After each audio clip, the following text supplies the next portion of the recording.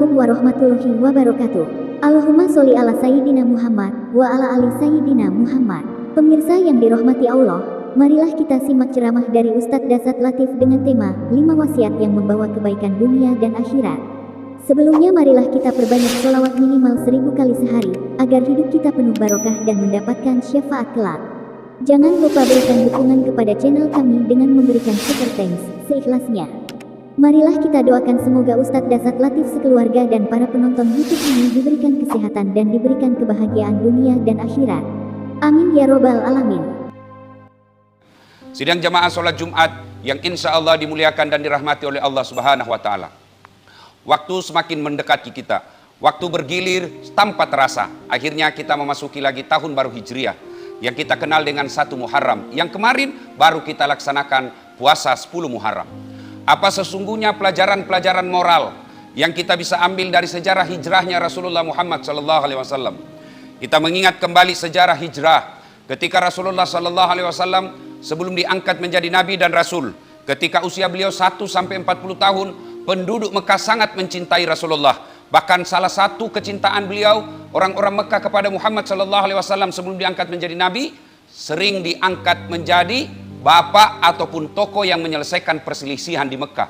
Dan salah satu yang paling terkenal dan masyhur dalam kisah, ketika Hajar Aswad ingin diletakkan di Mekah, setelah Ka'bah dipugar, kemudian ingin diletakkan Hajar Aswad di posisi awal, orang-orang suku-suku yang ada di Mekah pada saat itu bertengkar karena merasa kami lebih berhak untuk meletakkan batu Hajar Aswad itu. Mereka berselisih berhari-hari. Akhirnya Abu Jahal mengambil keputusan yang kita percayakan adalah Muhammad, yang pada saat itu Muhammad usia 36 tahun, sejak pemuda digelari dengan Al-Amin. Ketika Abu Jahal menunjuk Muhammad, bagaimana kalau Muhammad kita percayakan menyelesaikan masalah kita? Seluruh suku yang ada di Mekah setuju, dan selesailah masalah itu tanpa ada yang merasa dirugikan. Begitu hormat dan respeknya orang-orang Makkah kepada Muhammad pada saat itu.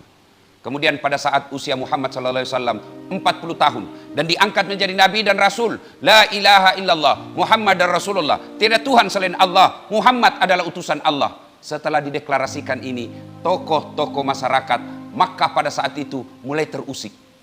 Siapa ini Muhammad? Anak junior, anak baru kemarin, mau mensingkirkan kita. Akhirnya mereka melakukan perlawanan. Bukan karena benci kepada Muhammad, tapi orang-orang tokoh-tokoh di Mekah waktu itu yang sudah berada pada zona nyaman merasa terusik. Jadi memang ketika ada isu-isu kebenaran, misi-misi kebenaran yang kita sampaikan, pasti ada orang yang merasa terusik dengan itu karena dia merasa sudah nyaman selama ini. Dialah Abu Jahal, Abu Lahab, Abu Sufyan dan sahabat-sahabatnya. Yang kita kenal, tokoh-tokoh Arab Quraisy waktu itu menolak, bukan karena menolak ajaran Muhammad, tapi karena kebenciannya bahwa zona nyaman tergeser. Akhirnya mereka melakukan perlawanan. Dan puncaknya mereka kafir Quraisy menghina, bahkan sampai menteror Nabi. Tidak cukup sampai di situ, jiwa raga Nabi pun terancam untuk dibunuh. Akhirnya Allah perintahkan Rasulullah hijrah dari Mekah ke Madinah. Ketika itu rumah Nabi dikepung. Sejarah menceritakan orang yang lewat pasti kelihatan, tapi Allah perintahkan Rasulullah membaca ayat Bismillahirrahmanirrahim. Wa ja'alna min baini aydihim saddan wa min halfihim saddan fa aghsaynahum fahum la yubsirun. Allah menutup mata mereka, seolah-olah ada dinding depan, belakang, samping, kiri, kanan. Muhammad lewat, tak satu pun yang melihatnya. Nabi lalu melanjutkan perjalanannya, bersembunyi 3 hari di Gua Zur. Pada saat itu Abu Jahal karena jengkelnya membuat sayembara. Siapa yang mendapati Nabi Muhammad, siapa yang mendapati Muhammad dalam keadaan hidup atau mati, saya berikan hadiah 100 ekor onta, yang kira-kira kalau dirupiahkan sekarang 2,5 miliar. Siapa yang dapat Muhammad, saya kasih hadiah 2,5 miliar. Maka menyebarlah orang yang mengejar hadiah. Salah satu orang yang hebat mencari jejak pada saat itu namanya Suraqah bin Malik. Dia tidak perlu melihat jejak kaki, dia tidak perlu melihat jejak onta, tapi dia cukup melakukan penciuman. Kira-kira kalau sekarang anjing pelacak, dia bisa mengetahui tanpa melihat jejak-jejak kaki. Dia hanya mencium angin, oh bau Muhammad. Dia bisa kejar, dan apa yang terjadi? Dia dapati Muhammad. Tapi ketika kuda Suraqah bin Malik maju, dengan izin Allah, standing kudanya, jumping kalau bahasa anak mudanya, jatuh Suraqah, naik lagi, jatuh lagi, naik lagi, jatuh lagi, sampai 3 kali. Kemudian Suraqah berkata, wah ini bukan orang biasa, ini pasti dilindungi oleh Allah. Akhirnya Suraqah yang tadinya mau membunuh Nabi, keluar rumah menghunus pedang, mengejar Nabi, mengejar hadiah karena mau membunuh Nabi. Subhanallah, dengan izin Allah pulang membawa hidayah. Banyak di antara kita keluar rumah dalam keadaan Islam, keluar rumah membawa iman, tapi pulang membawa barang haram. Suraqah bin Malik keluar rumah dengan penuh kebencian, murka, tapi dengan izin Allah kembali mendapat hidayah.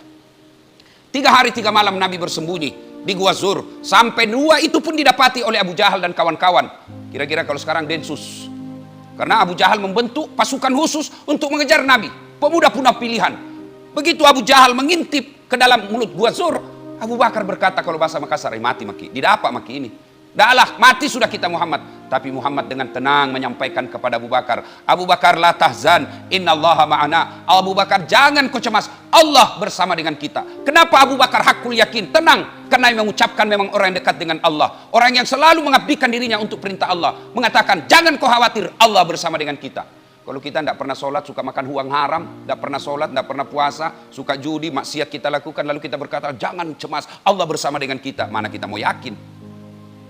Alhamdulillah dengan izin Allah Rasulullah terlindungi. Hanya Allah mengirimkan bukan burung ababil, bukan pasukan malaikat seperti di Taif, tapi apa yang Allah turunkan? Laba-laba yang membuat sarang. Dengan izin Allah, sarang laba-laba yang rapuh itu mengalahkan densusnya Abu Jahal.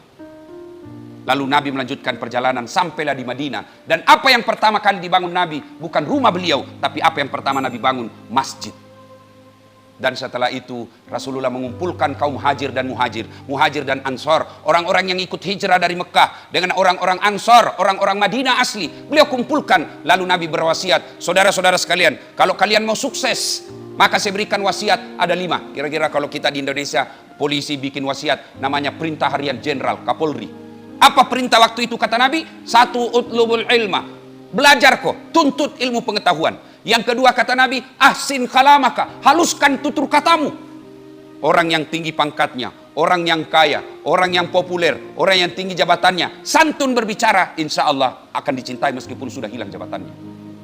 Yang ketiga kata Nabi, kalau kalian mau sukses, ata'im al-mazakin, bersedekahlah, beri makan fakir miskin. Yang keempat kata Nabi, kalau kalian mau sukses, silul arham, sambungkan persaudaraan. Betapa banyak kita lihat orang akhirnya sukses karena bermodalkan jaringan. Itulah yang disebut dalam Islam menyambungkan persaudaraan. Betapa banyak yang orang akhirnya hancur berantakan bisnisnya karena terlalu banyak musuh-musuh dan musuhnya.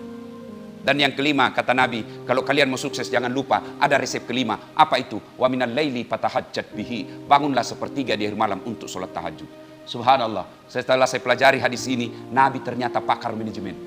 Coba kita lihat, perintah pertama sampai 4 itu hubungan horizontal kepada manusia. Tapi jangan lupa, sebagai orang beriman, jadikan Allah sebagai sandaran vertikalmu. Bersandar kepada Kapolri, Kapolri ada pensiunnya. Bersandar kepada Presiden, Presiden ada hilang jabatannya. Tapi bersandar kepada Allah, tidak ada pensiunnya, tidak ada hilangnya. Bahkan bukan cuma di dunia, sampai di akhirat Allah Maha Kuasa. Dan Allah punya memiliki kerajaan. Sidang Jumat yang saya muliakan, apa pesan moral yang bisa kita ambil dari sejarah singkat ini? Yang pertama, hijrah itu ujian keimanan buat umat Islam. Kita cinta kepada materi, kita cinta kepada keluarga, bahkan saudara kandung pun kita cintai. Tapi ketika sudah berbicara soal iman, tidak boleh cinta kepada dunia mengalahkan cinta kepada Allah Subhanahu wa taala. Mana buktinya? Lihat. Allah perintahkan, pindah kau ke Madinah. Sahabat waktu itu pindah, tidak memikirkan rumahnya, tidak memikirkan kebun sawitnya. Dia hijrah pindah menyelamatkan imannya. Bahkan dia berperang dengan saudara kandungnya. Siapa? Khalid bin Walid waktu itu belum Islam. Berperang dengan saudaranya Khalid bin Walid. Perang saudara, saudara kandung. Ada yang berperang dengan bapaknya, ada yang berperang dengan pamannya. Demi apa? Demi membela agama. Ketika perintah Allah, tidak ada pilihan kecuali kita harus pada barisan Allah Subhanahu wa taala. Betapa banyak orang demi jabatan, demi harta, demi popularitas, dia korbankan agamanya. Dan lihat fakta sejarah kehidupan ini. Orang yang berjuang membela agama Allah akan hidup dengan penuh kemuliaan. Dan sebaliknya, siapa yang mengorbankan agama demi kehidupan dunianya, maka dia akan hidup sehina-hinanya di dunia sampai di akhirat kelak.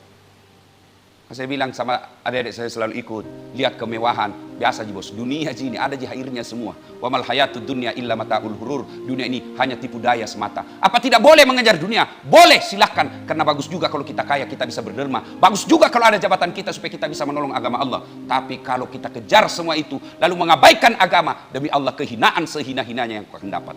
Dan lihat sejarahnya dalam. Ini bukan cerita lisan, bukan tulisan-tulisan, tapi fakta perjalanan hidup manusia. Lihat mereka yang memuliakan agamanya, meskipun sudah tulang belulang, tetap diagungkan dan dikenang kemuliaannya.